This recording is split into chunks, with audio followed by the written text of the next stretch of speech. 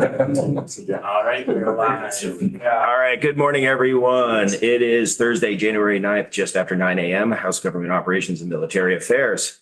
We're continuing our work on H567, an act relating to unclaimed property, state retirement systems, and capital debt, aka the miscellaneous treasurer's bill. So we're doing witness testimony after hearing from some other folks last week and reviewing the bill. So we're here to talk to relevant stakeholders and hear their thoughts and opinions.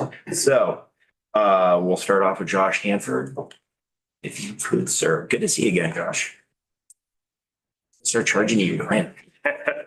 And I can get you off to a quick and efficient start because I don't have a ton to comment on other than the language that pertains to the VEMR's members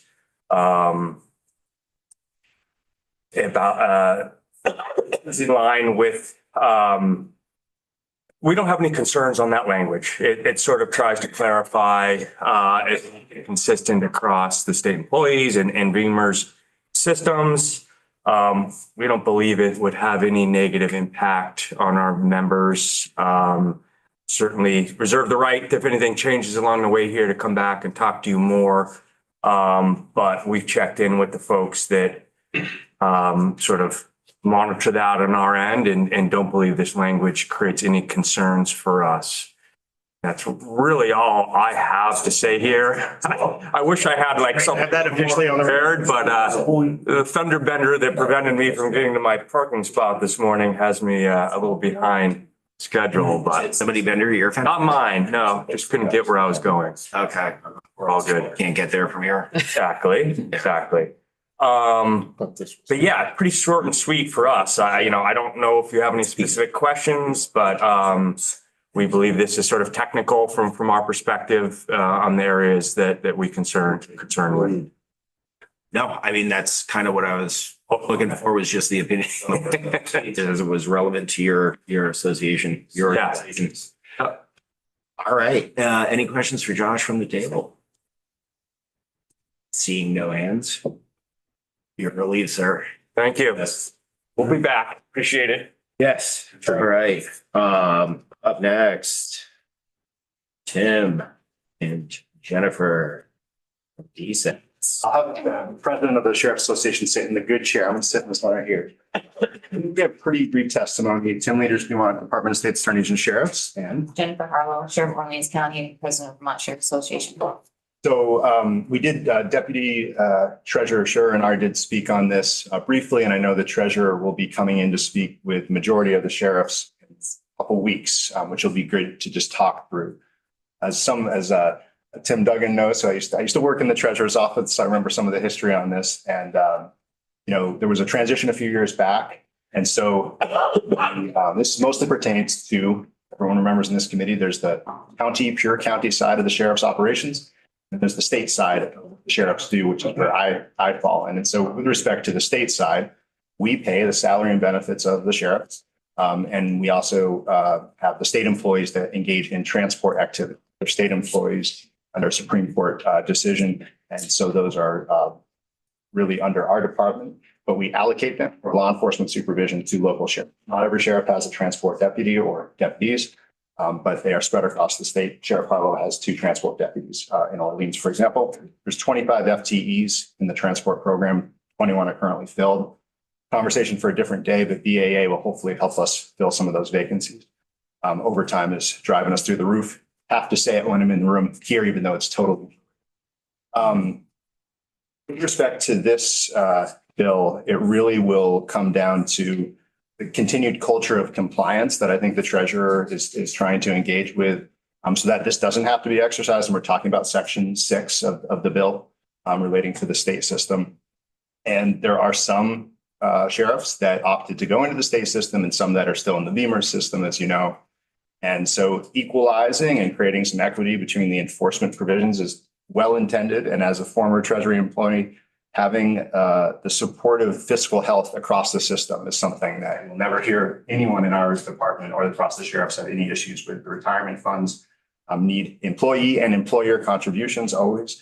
And we want to ensure that there are safeguards so that when there's no Treasurer Pichek or no Tim Duggan in the future, a treasurer 20 years in the future cannot abuse any portion of statute or selectively utilize it. As a prosecutor myself, I always try to, changing statute, we're ensuring that there are safeguards.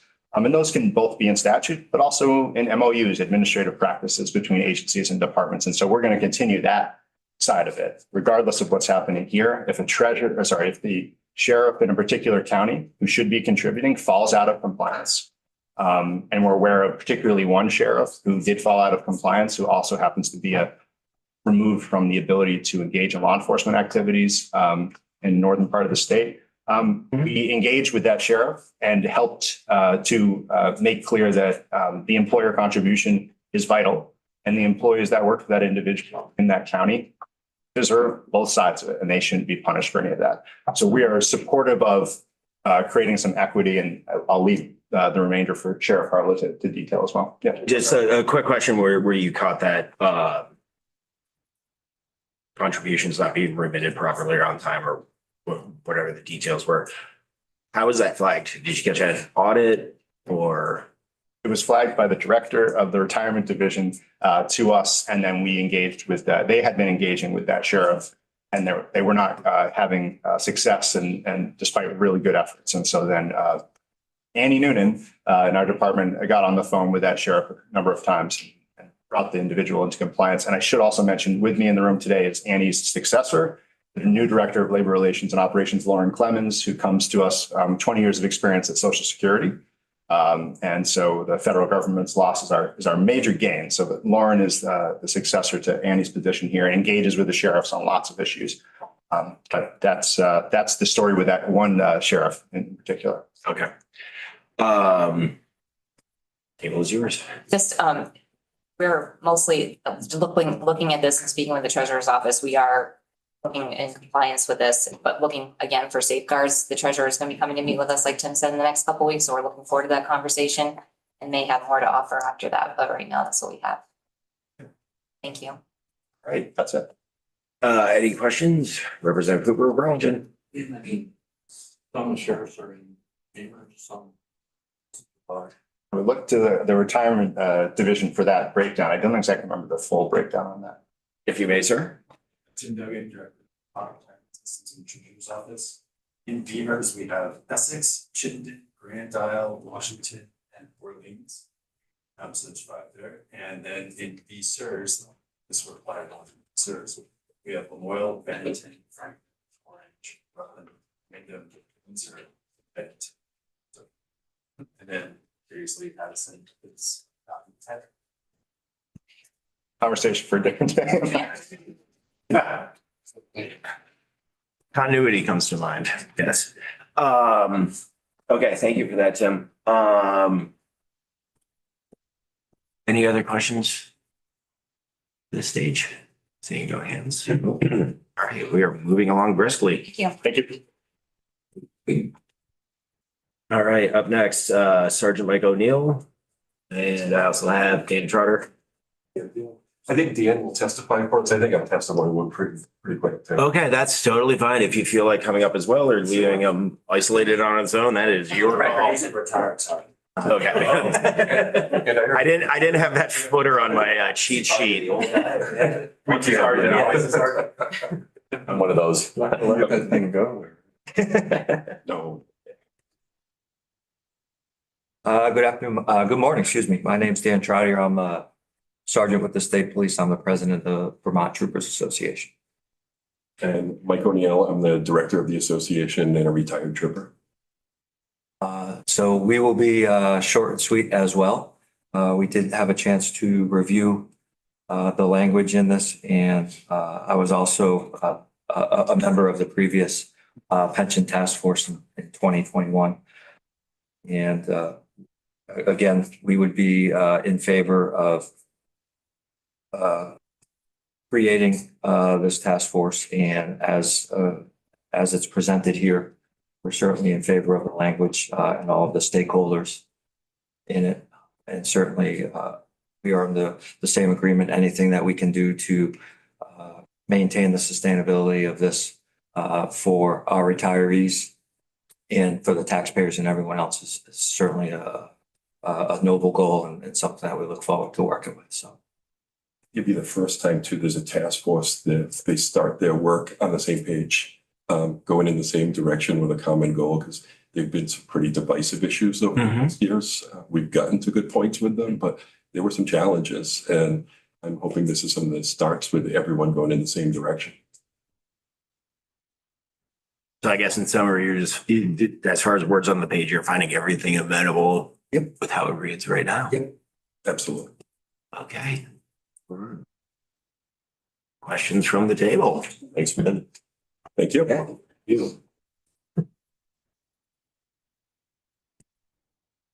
One quick note.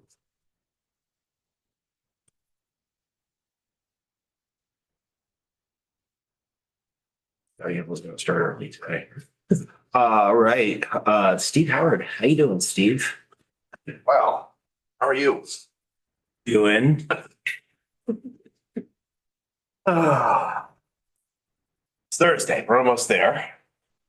The record, I'm Steve Howard. I'm the Executive Director of the Vermont State Employees Association, and I just want to say for the record that I am in full compliance with Annie Noonan. And will remain so for the rest of my life. Just to be sure, everyone's aware of that. Compliance thresholds carried into her retirement, huh? Only Annie could bring a sheriff into compliance, I guess, but. Northwest, yeah. Yeah. So on behalf of our members, I would like to say that we are strongly in support of this legislation. We think it's a visionary piece of work by our treasurer, who we have had a great working relationship with. We are excited about the fact that we can see the finish line and we are getting closer to having a fully funded pension system. Pension is a promise. It's critical to the recruitment and retention of state employees. And with almost 900 vacant positions in state government and many more soon to be coming, we need this pension to keep our workforce active and vital. So it's really important to us that this legislation be adopted. I think we did consult. I'm here with Tom Abdelnour, who is the brains of our operation here. And he and I spoke with Eric Davis, who is our treasurer, but is also the chair of the retirement board, who looked at this legislation. He had one suggestion, and of course, it'll shock you that the State Employees Association both supports the new positions that are in the bill, but also would suggest one more additional position be added. I believe Eric's suggestion was that a new position be added at VPIC. To help manage the growing workload around the OPEB liabilities. You know, we turned a corner a few years ago and began to pre-fund and invest to provide retiree health care, which makes a lot of sense for our retirees, but also for the fiscal health of the state. And they just have additional work and have been trying to get, hoping to get another position to help them with that workload. So with that, and before I screw anything else up, I'll just say, there's my testimony, Mr. Chairman. Okay, so with the exception of a desire for one more position for VPEC for OPEB liability, that's all you got for us? That's all I got. Okay. Questions from the table? What's that? The acronym? OPEB, it's the benefits. Yeah, I'm sorry, I should have. OPEB, employee, other post-employment benefits. Yeah, Other. I had to work for that one too. You started prompting me and then I got it to roll. Yeah. I had you on the acronym. I was breaking down the actual long form. Sorry, I should have explained that. Trying to learn all these acronyms. Yeah. Yeah, I would say the two buckets of acronyms for us are the pension system and the military. Yeah. A lot of acronyms. That is. Yeah. Don't use any. Wait till you hear from DCF, like, whoa. Yeah, fortunately, that is it. We should jargon. DCF has like acronyms for everything, you know? A little side project for you. You can do a pension systems acronym sheet for us as a working document.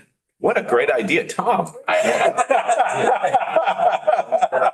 that out there as a resource for the committee. I believe in delegating. Yes. Oh, no, I could preach, brother. Yeah. All right, on that note, last call for Steve. No? All right, man. Thank Thank you you. so much. Oh, wow. All right.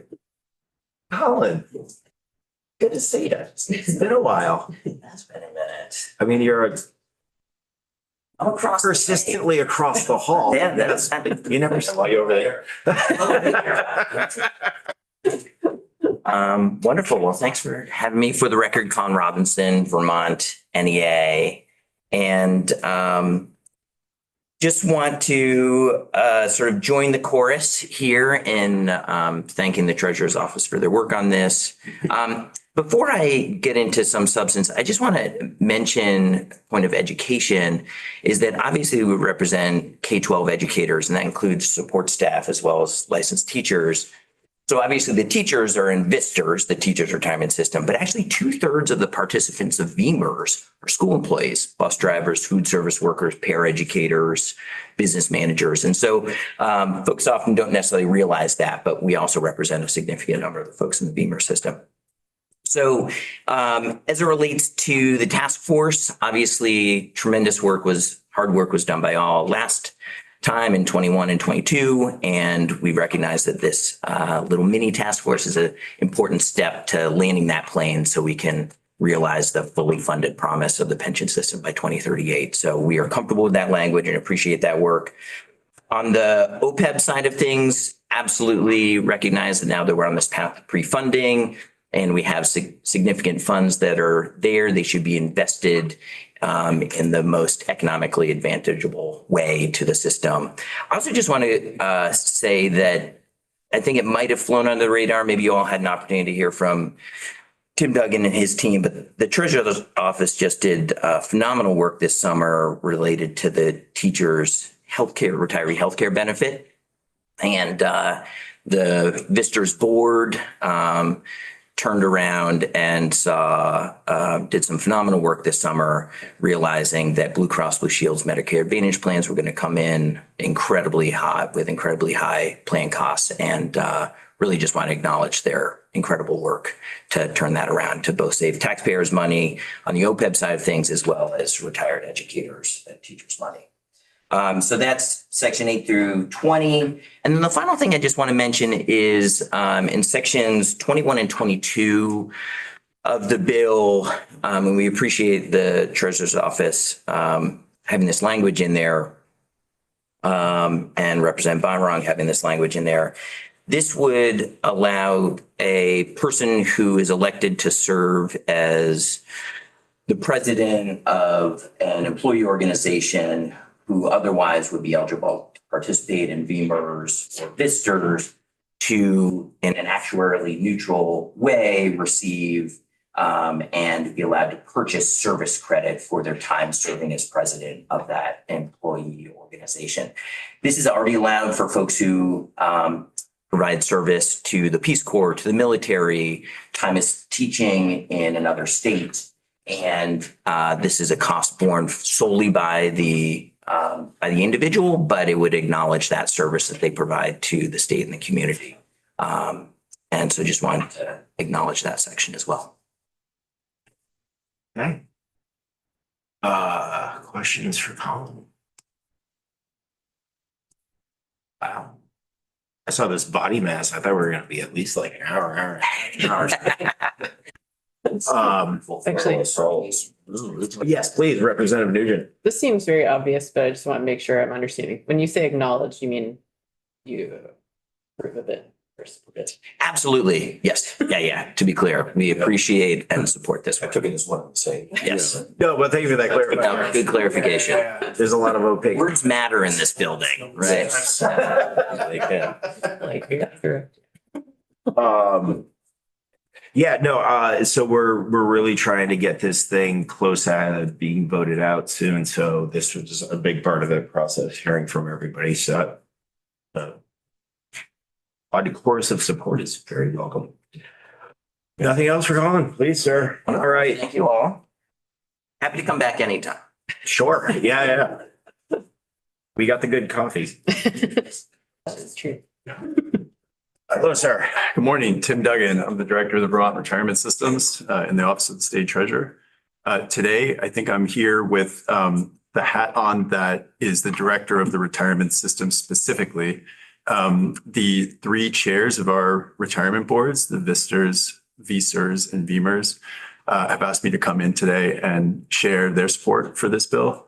I submitted two documents to the committee. One is a letter or a memo that I provided last week from the systems that expressly provides support for the two positions the one position that's in the bill, and then that second position that Mr. Howard referenced for VPIC.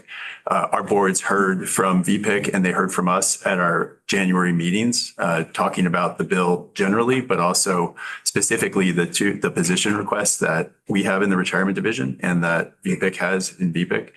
And so they asked that we share that support with the committee. So that's one of the documents that we provided. I also provided a short deck on the task force, sort of some of the reasons why. I didn't plan to go through it today unless folks had questions, but wanted to provide it.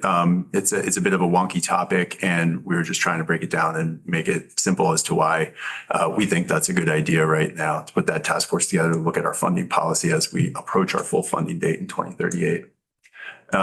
I know this committee has had a walk through the bill, so I won't do that again, but I'm happy to answer any questions or take it in any direction you'd like it to go. Rep. Hoover. What's your most recent, most accurate estimation of the cost to the system of the two positions? I don't know VPICs offhand. I apologize. I think what I heard from Eric last was in the 130 range. Don't quote me on that. I think, yeah. With an ish. Yeah. And I know the treasurer just presented our budget yesterday. The retirement division position, I think, is coming in around 140, fully loaded. And you're both coming out of the fund, so. That's correct. Couldn't be mine. That was gonna be my question, because I know the one position was said it was gonna be funded through by the fund, not Yes. taking from. I was curious about the second, and then you just answered that. Yeah, that's generally speaking, for these funds, it's actually they're complicated, but it's a really simple idea. It's the contributions from employees and employers go in, along with investment earnings. That's the inputs, and the outputs are the benefit payments. And then the expenses of administering the system and salaries of my team are an expense of administering the system. Yeah, and BAA's moving out the door soon, so we're starting to pull together our work on the big bill.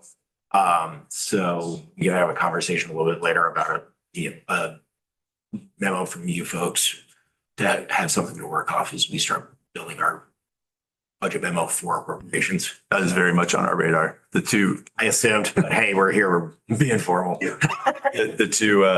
The two items from this bill specifically that would implicate appropriations would be the position, obviously. And then that task force, we're asking for a $75,000 appropriation to retain our actuaries to provide, they have to run scenarios to help us understand what option A versus option B versus option C would look like on our funding path. Yeah. So, yeah, no, and the need and the request is totally understood. We're just trying to get our homework in order sooner than later. Happy to help everybody Get them out. So, thank you. Any questions for Tim? All right. Oh, yes, Rep. Nugent, please. Yeah. We got nothing but clock. Could you talk a little bit more about the one position versus two positions and prioritization, and would it be as efficient and effective, you think, with one? So those positions are very different. And just to be clear, in this bill, as it sits right now, is only the one position in the retirement division. I can't really speak too much to the other position. I mean, I can at a high level because I'm familiar with their work. In VPIC, it's a whole separate organization, and it's focused on the work of investing the funds. That work has both gotten increased in size in recent years, and now with our OPEB funds going over, will increase in complexity too. It's not at all unlikely that those funds would be managed in a slightly different way, given the different nature of the liabilities associated with the OPEB system.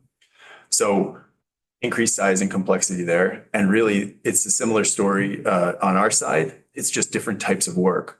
Mr. Robinson mentioned the work we did with HealthSpring this summer. When I started in the treasurer's office back in 2017, health insurance, we procured the policy for the teacher system. It was pretty simple. We went through VHI, which is the entity that provides health insurance for active service. They're a great organization. They provide a lot of tools and a lot of expertise. They're quasi-public, so they're kind of different than your average health insurer. In past years, we've changed the way we provide health insurance, first with VBA and now with HealthSpring. One effect of that is that our comprehensive plan today is cheaper than it was in 2021, which is a pretty amazing thing in this healthcare environment. So we've gotten a lot of value out of it. Flip side is there's a ton more complexity that comes along with administering that. And that's just one area. Like all of the different systems are getting more complex. So what we need is someone to focus both on, our healthcare plan, our supplemental plans. We administer defined contribution and deferred compensation plans. They're getting more complicated. You may have heard a couple of years ago, Secure Act 2.0 was passed, and that brings a whole nother raft of complexity into the systems. So with that, and in order to continually both prudently manage the systems today and find opportunities for savings tomorrow, we believe another position in the retirement division is important.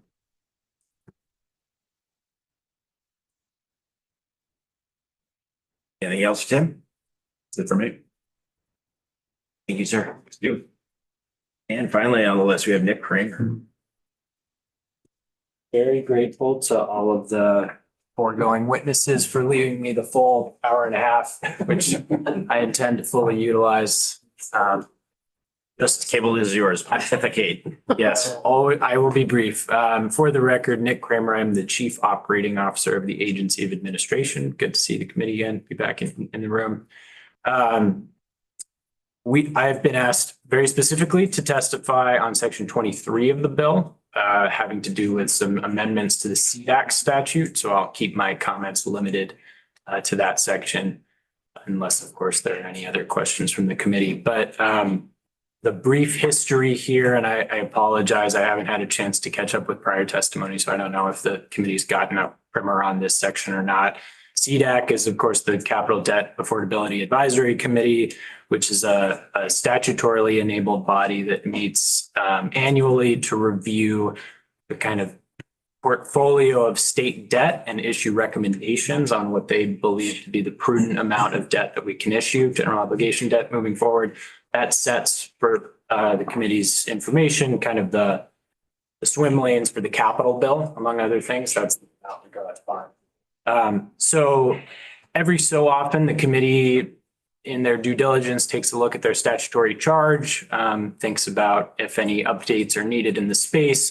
A big part of the emphasis has been really on making decisions that are fiscally prudent and support the highest possible credit rating that Vermont strives to get. We are sort of the penultimate rating, not the top, the A+, but like the A rating.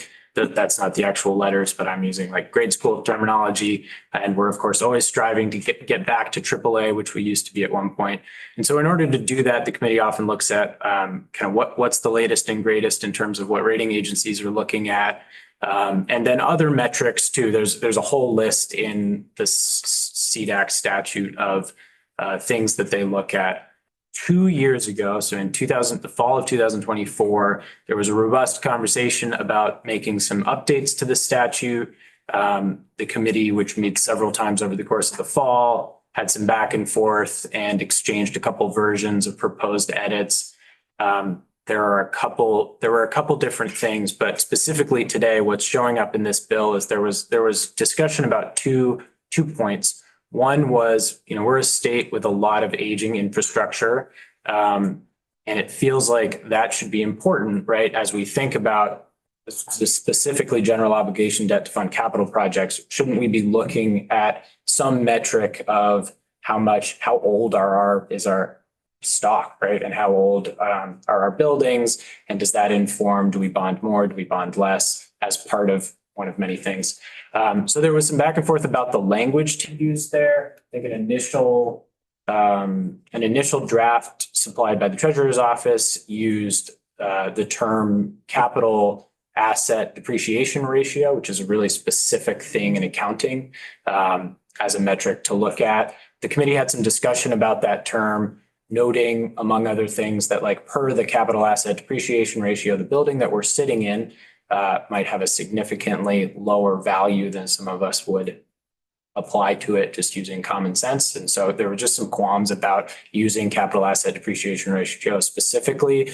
So there was a suggestion made to broaden that language to make it a little bit more general and offer some discretion. So that was one piece. And then there was another piece looking at state other long-term liabilities. Our pension systems and our OPEB outstanding liabilities are, of course, a big thing that the rating agencies look at.